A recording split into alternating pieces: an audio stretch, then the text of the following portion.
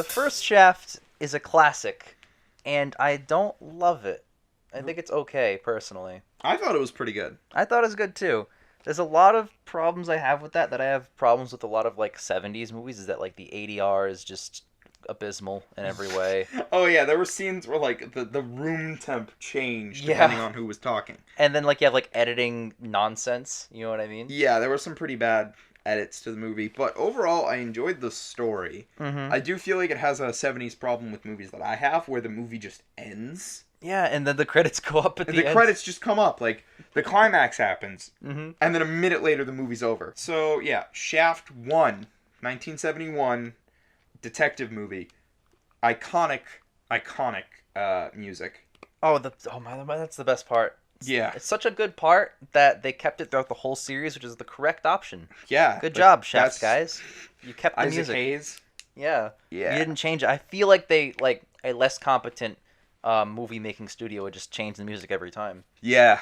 But this is definitely a good example. Overall, I still think the first Shaft's a good movie, and I think it holds up. I do too. And aside honestly, from the technical stuff. I think that that first Shaft movie does exactly what it should do, which is establish Shaft as the best guy. They establish him not only as a great like lover, obviously because he's Shaft, but he also is an actual great detective. Yeah, there's so not to compare it to James Bond because like a spy versus a private eye is two separate things, but Right. like. But they're very similar. We watched this, and then we watched the first James Bond movie, and we were like, "Man, Shaft's a better detective than James Bond is a spy." But James Bond slays more pussy definitively than Shaft. Yeah, but there were some really great scenes of Shaft like putting things together and like outsmarting everyone who was against him. You know, it wasn't just all like action and pussy. Yeah, exactly. Yeah. I think that movie did a really good job of setting up this character of Shaft, and I actually do. I haven't seen Shaft in Africa or those weird Shaft 70s. Speaks War. Yeah, we should mention, for the sake of the review, we're only reviewing the 1971 Shaft, then the 2000 Shaft, then the 2019 Shaft. The trilogy of just called Shaft. The trilogy movies. of Shafts, not the original Shaft trilogy from the 70s. I'd imagine at some point we'll watch Shaft Speaks War and Shaft in Africa, which will probably be more like a Shaft-thon. If we ever do a Shaft-thon, we'll do all 5. Yeah, but Or for now, 6, we're just probably. reviewing Shaft, Shaft, and Shaft. Shaft. So the first Shaft, I gotta say, I personally give it like a 7. I'd give it an 8. Oh, I enjoyed it. I enjoyed it as well. I think it's pretty decent. I think it's a classic. I think Richard Roundtree did a great Oh my God, job. yeah. He was beautiful. Standout guy, Richard Roundtree. Fucking amazing. Oh my God. Dude, every single time he was like, "Can you dig it?" I was like, "I can, Richard Roundtree." 100. There's a 5-minute opening sequence where the song just plays while he walks down the street. Glory. Pure cinematic glory. I love it. And then like his first line's, "Where you going, Shaft?" "To get laid." It's like, God damn, that's good. He has everything he says is pure fucking gold. Movies don't do that anymore. I wish they still did. Yeah, no. All right, so I think that's pretty much everything I have to say because it's All of our general thoughts on the first Shaft. So Yeah. let's yeet on over to the second Shaft. all right. So Shaft 2000. This movie is just a less good version of Shaft. Yeah, Sam Jackson's in it. Christian Bale's the bad guy. That threw me for a loop. He did okay. I wanted to. Same problem I have with everyone in this movie. I wanted more out of them. I feel like they were all so bland. It's a John Singleton film who does a really good job. I feel like he was pulling his punches in this movie. I agree completely. I feel like it's a really watered down plot version of the classic Shaft, and all the performances seem very like serious for a Shaft movie. Yeah, like there wasn't as much fun being had. I agree. Like they wanted to make Shaft like this hard, edgy cop. edgy drama. Oh my God! Speaking of hard and edgy, dude, he fucking throws his badge like a throwing star at one That point. might be the campiest part of the movie. I want It's more of a that. confused tone. But yeah, I wanted more of him, like sequences like that where he ninja stars the thing at the judge. That is a great campy Shaft-y moment, and I felt like there's like no other moments like that. He in the doesn't movie. even have that much sex. I know. Like, I'm not saying I need that in a film, but like when the theme song literally calls him a sex machine, yeah. he can't have sex with one woman once off screen. At least Shaft had multiple. Like you Yeah, know what I mean? like, Like he had, this like, is 2 women. Shaft we're talking about. Like, again, not to make it sound like women are just like things you need to objectify and keep score of, but like when in the you Shaft, talk about yeah, how he's a cop and he's a lover, like, those are his two main character traits. and I Like, don't feel like he's a lover. honestly, I would disagree that he's either of those things because cop, he's not really that much of a cop in this movie. In the beginning, when he is a cop, he abuses his power like a Oh motherfucker. yeah, like I was a lot. This Shaft's a lot less sympathetic than Mhm. Richard Roundtree's Shaft. And I buy it because it's not technically the same John Shaft, it's his nephew, but at the same time, it feels like a weird divergence from what Shaft kind of is Yeah. as a franchise. Also, let me say, for the first half of the movie, I did not feel like Sam Jackson's Shaft did anything impressive. What made Richard Roundtree's Shaft really good is like you see him connecting the dots and outsmarting his opponents. Like the bar scene where he outsmarts those two guys. Like the bar scene where he tricks those two guys, which is the best scene in the first Shaft movie. Mhm.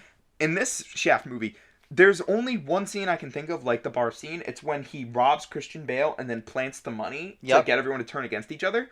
But then by the end of the movie, they've all like not even by the end of the movie, by like 2 minutes later, they've all figured out that it was Shaft who was like trying to get them to fight each other.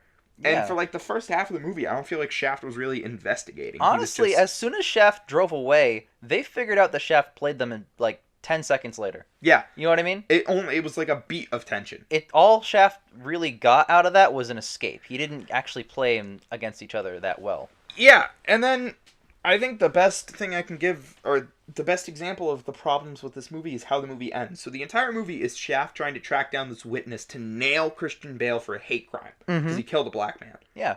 And then at the end of the movie, the murdered man's mother kills Christian Bale before the trial starts, which is fine. But then But 2 then minutes later, credits.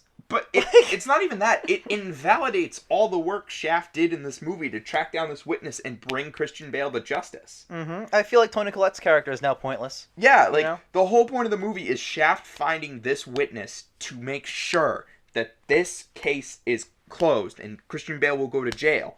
But before the trial starts, bam, bam, bam, Christian Bale's dead. Yep. It just feels like it invalidates the entire movie. And I would have bought it too if that happened like towards the third act, and then the third act was actually him trying to deal with the backlash of that, trying to sort out like kind of that would have been a different divergent tone for the movie. That would have been really good. That would have been a really cool But it trope just subversion. ends. It just ends. That's the end of the movie. And Shaft like- moves on. Shaft moves on. He gets laid again. He talks to Richard Roundtree. He doesn't even get laid. He kisses a woman on the cheek and Oh, says, "Good night, honey." Yeah, positive Richard Roundtree. Any scene Richard that Roundtree he's in. came back and he was great. Any scene that he's in, there's like 3 or 4 of them, and he just kind of sits down and talks to And Shaft. he's like, I was Shaft once. Oh, Shaft, I was so cool as Shaft. Now you're Yeah. Shaft. They're like, So I don't Like, know. what? It was a mixed bag for me, this one, me too. because I there were agree. some really good highs, but like the lows of this movie are really fucking low. I know it wants to be the campiness of the classic Shaft, but it's very 90s cheese. And it's also 2000s edge. Oh, It's caught very. between worlds. I know. Yeah. This is tough. So I'm gonna give it like a 6. I was leaning the other way. I was leaning 4 actually. Damn. Both very middle of the road reviews though. 6 to me is I can watch it once. Yeah. That's what I can do. 4 to me is like I actively don't want to watch the movie. There was no point in watching this where I was like, I want to turn this off. I was just like, Well, How much 5 longer? to me like is the borderline like I don't know if this movie is good or bad. It's just very middle of the road, and I lean more towards it being not a good movie than I do it being a good movie. yeah. So I think I might. Yeah, I think I'm actually gonna give it a 5. so Now that I think about it, because 6 is too closer to I actually think it's a good movie, whereas I can't say that yeah. for this Shaft movie, so I'm gonna give it a 5. You ready for Shaft 2019, the unification trilogy of all the Shafts of all the 33% years. on Rotten Tomatoes. Let's go. We'll catch you after.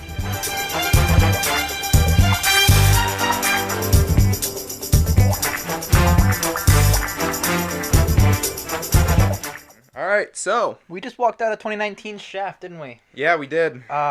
Well, what were our expectations going in? You know, I was actually a little optimistic. I know it's been getting pretty bad reviews, but I was like, no, come on, this will be okay. What was selling me was that all the Shafts were coming back. You could call it the Days of Future Shafts. in a Days of sense. Future Shaft. That's really the... So, it's weird to talk... You cannot talk about this movie without talking about the others. No, you can't. It only lives in context of that. Yeah. Without that, it's very bizarre. Even with that, it's a little bit bizarre. But, in any case... We were just criticizing Sam Jackson's character from the last movie. I think he's a lot better in this one.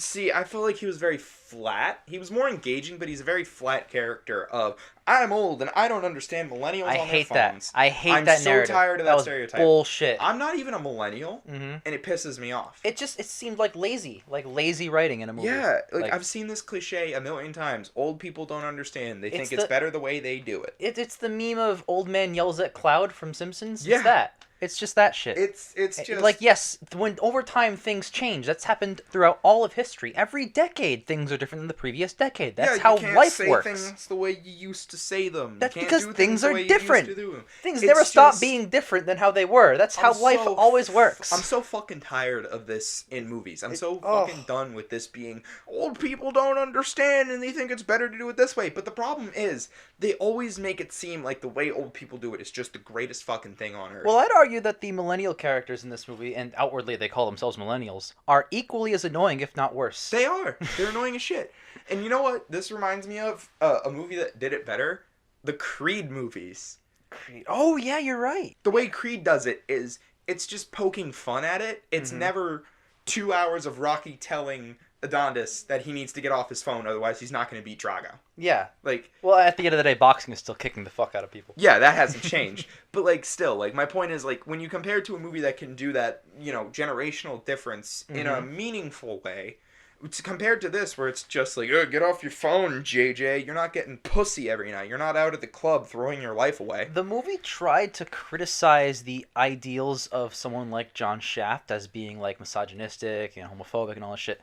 But by the end of the movie, the main character who opposes that and is that voice becomes that. Yes. So it's so confusing. It's trying to have its cake and eat it and get rid of the cake and bake another cake too. Yeah, it's and doing then a throw lot the cake of at millennials. Yeah, exactly. And old people equally. So it's very strange that the movie would go down that road of like trying to be very PC and then flipping itself on its head. And like the movie, like I remember I read somewhere it was like a very homophobic movie, and I was like, I don't understand that. I disagree. I wouldn't call it homophobic, but there's a lot of just weird lines. Like there's an organization in the movie called Brothers Helping Brothers. Mm-hmm. It's supposed to be veterans helping other veterans get through. And the joke is that Sam Jackson's Shaft thinks that it sounds like a gay gay club. thing. Yeah. Just a gay thing. And there, I want to say 4 or 5 references to that joke throughout the movie. And like, I don't even think like it makes any sense. Brothers helping brothers. Well, the first 1 or 2, I would say, are genuinely funny. They kind of run it out a little too long. I feel like it's already a stretch and a half to make it a gay thing, to be honest. What? Maybe it's just me. I don't see how brothers helping brothers I is, found like, it a in gay... character because I found Sam Jackson's character, like, he probably would have those traits growing up in, like, edgy 2000s Harlem. You know what I mean? No, he grew up in, like, edgy, like, 60s and 70s Harlem. He was an adult in edgy 2000s Harlem. Fair. That's another thing. That movie was so edgy, though. I don't feel like this movie keeps its head on straight in terms of continuity. How so? Well, let's start with, Shaft has a kid, and the flashback is 1989. All right, so let's say, like, 2 or 3. So, yeah. So he's like, but my point is, so if the movie's taking place in 2019, that makes John Shaft Jr. about 32. But the movie keeps saying that it's been 20 years. There were several explicit references to it being 20 years. At one point, Shaft gives his age as 25 years old. Yeah, that confused me, too. So around, like, the late 90s, Shaft abandoned him? In 1989, like that night. That's the night the family was torn apart. But then... Which is also 11 years before the Shaft movie. Yeah, and then Cheesy Gordita Crunch, the film's villain, he makes reference to, like, oh, well, that shootout, that's what drove out... Is that the incident that made Shaft leave him? Yes. And but apparently he was also trying to kill Shaft's son to send a message. It hasn't been 20... Are they saying 20 years so it lines up with the 2000 versus the 2019 movies release dates? Doesn't is the thing. That's yeah, because it didn't take place because if it's been 20 years since the 89 shootout, that puts the movie in 2009. But we know for a fact it's not 2009 at all. Because during the really shitty intro where they were showing like John Shaft Jr.'s life, it was showing in big bold title cards what year it was, and we had 2012 at one point. Yeah, they were when it Gangnam says Style. present day, we're not going to assume it's 2009. Yeah, it was just... The timeline for the movie's all over the place. Which is weird, because it's only like the 3rd movie called Shaft in the Shaft series. And even then, it's only the 5th movie overall. Yeah. Like, how can you not... Already screw this shit up. Shaft is a very weird movie that picks a lot of strange battles. Yeah, okay. And there are also a lot of strange battles it doesn't pick. Shaft, it may be a detective movie, but at the end of the day, it has a lot to say about race in its narrative. This movie had nothing to say about that. No, it was just a comedy. It was Like an action comedy, and I didn't feel that like racial tension that was present in the I first don't- Shaft. I don't feel and any even of in it. the second Shaft, like that movie was all about like racial bias. I think as the movies go on, it gets less and less about racial tension. Like this movie just made fun of it. There was one scene where it was like, "You have a racist-based profiling system." Was JJ to Sam Jackson's Shaft, and Sam Jackson's like, "Isn't that what the FBI does?" And that's about it. Yeah. Which was a funny joke Mm-hmm. in the context, but like, I didn't feel like. I feel like the Shaft movies should first be engaging detective movies, but secondly should be narratives about race and Yeah. race If relations. you look at like the first Shaft, it defined blaxploitation as a genre. yeah, exactly. The second Shaft, sorry, not the second, the second movie named Shaft. The I should second one say. called Shaft 2000.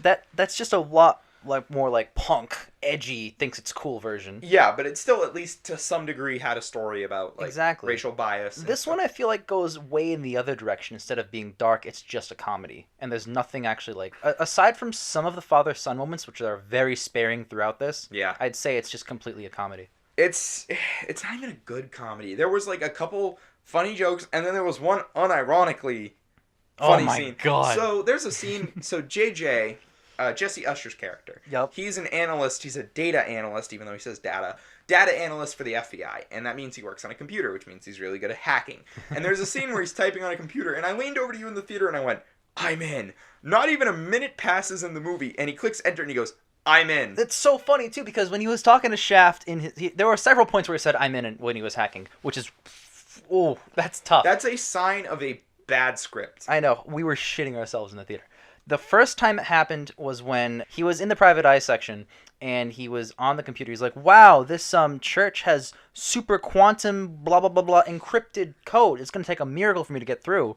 10 seconds later, he hits 2 buttons on his MacBook Pro and goes, "I'm in." Yeah, that was another shitty line in the movie when he was like, "It's got a triple lock quantum." All I could think of was that scene in Ant-Man and the Wasp. Where Paul yeah. Rudd goes, "Do you guys just put the word quantum in front of I everything?" thought of the same shit. I'm like, this is a bad script. Mm-hmm.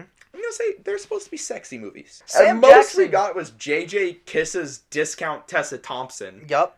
Okay, look, Alexandra Shipp was actually a really good Mm-hmm. actress in the film, but like, Well, the She's movie discount Tessa thought Thompson. that just having Sam Jackson near a bunch of beautiful women and flirting with them and stuff like that was the compensated. same as Yeah, it was the same as Shaft himself getting laid. yeah. And I can't agree. All I'm saying is, if in your theme song you describe yourself as a sex machine, Mm-hmm. follow through. Like, I get that it's 2019 and this movie's poking fun at PC culture, and I'm not asking JJ or Sam Jackson or Richard Roundtree to sleep with every woman on screen, but like, when there's just no sex appeal in the movie at all, like this was a sexless movie. Yeah. Like I was never like, ooh. Well, this the 3 Shafts that are the sex machines in question are a skinny, basically white black guy, Sam Jackson at 60, and Richard Roundtree today. I'm not asking for Richard Roundtree to get anything. I can understand him being like, I'm all set. No, but like, why would any of those scream sex appeal? You know what I Sam mean? Jackson. JJ's FBI stuff was just confusing.